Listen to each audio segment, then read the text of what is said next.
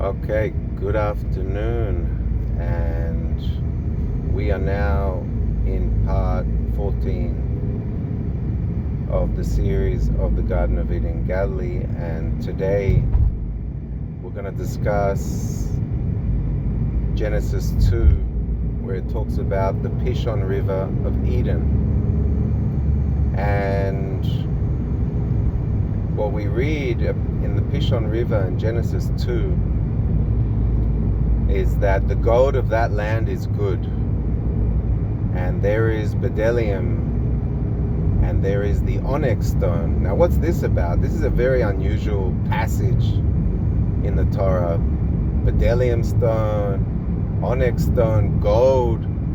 What are we, treasure hunters? What are we? Well, why is this in the Torah? Why do we need to know this? What's this all about? And I did a Torah search on these words, specifically bdellium and the onyx stone, and it's mind-blowing. Bdellium only appears one other time in the Torah, in Numbers chapter 11, in relation to the manna, which was stored in a jar and put in the Ark of the Covenant in the temple.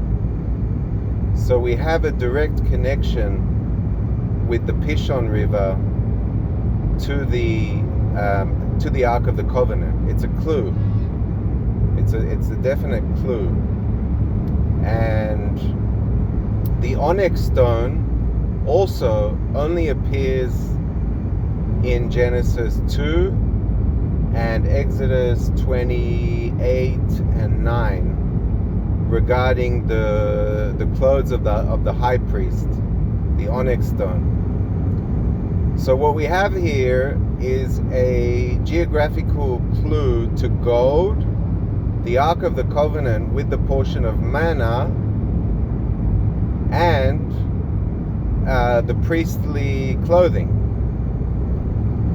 So we need to talk about this a little bit.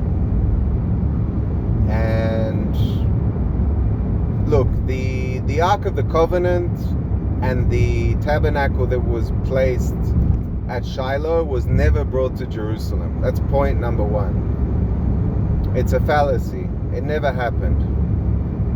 Okay, the Garden of Eden is not in Jerusalem, it's in Shiloh. So it makes no sense that would happen. This is a story. It's a made-up story. What really happened in history was it came to a point where God saw that the nation was following other gods, and he commanded the prophet of the generation, which was most likely a descendant of Joshua, son of Nun. We don't have any records. I know there's no records of his children, but it just makes sense with the rest of the Torah: father, son, father, son, father, son. So he was the prophet of the generation. I don't know when this happened. It could have happened 200 years after Joshua's time. It could have happened 50 years after. It could have happened 100 years. There's no record of this happening, but it's the only thing that makes sense. So the God gave the command to the priest. It's time to hide the tabernacle of Shiloh because Israel has gone off track. And I believe from the evidence in Genesis 2 that the Pishon River is where it's hidden. And if you remember, a river goes to water the Garden of Eden, and from there becomes 4 rivers. The first one is the Pishon River. So you've seen my maps about the 4 rivers in Eden, and the Pishon River goes from Ein Zeved down to the city of Meron, and then goes all the way through the Sea of Galilee down to the Gihon River, which is connected with Beersheba. And Beersheba, Abraham reactivated one of the rivers of Eden. That's the significance of Beersheba.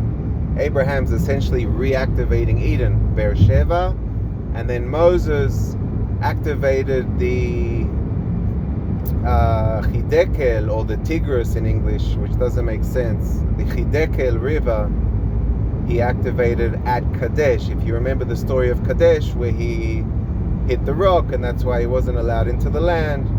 That's the Chidekel River, which is Nachal Tabor, connected with where they were for the 40 years in the desert. We're getting sidetracked again. Let's go back. So the Pishon River, this is my theory. The Pishon River, and I admit it, in my book, I was sure it was in Mount Tabor. I admit it.